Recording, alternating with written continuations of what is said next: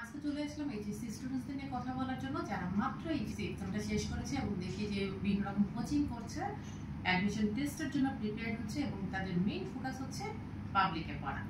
তবে সবাই কি পাবলিকে চান্স পাবে? যদি আপনি পাবলিকে চান্স না পান, ডিজায়ার্ড সাবজেক্টে চান্স না পান, দেন হোয়াট উইল ইউ ডু?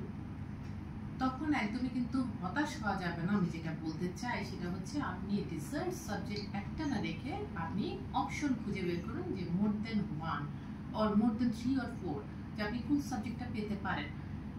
লাইফে একবার যদি আপনি চান্স না পান, দুবার চান্স না পান, তাহলে সেখানে থেমে না থেকে অল্টারনেটিভ অপশন খুঁজুন। এবং আরেকটা যে কথাটা বলবো, কারণ প্রেশারে এসে নয়, বরং আপনার জন্য যেটা সুইটেবল সাবজেক্ট, যেটাতে মনে করবেন যে আমি এই প্রেশারটা নিতে পারি, সেই সাবজেক্টের উপরেই ফোকাস রাখুন। এবং স্টাডিটা কিন্তু আপনার, তো গোলটা আপনাকে ঠিক করতে হবে, আপনার ক্যারিয়ার পাথও আপনাকে ঠিক করতে হবে। তো টোটাল লাইফের রেসপন্সিবিলিটি যেহেতু আপনার উপরে, সাবজেক্টটা কিন্তু সেভাবে বুঝে ঠিক করুন, পরে গিয়ে যেন রিগ্রেট করতে না পারে। বাই।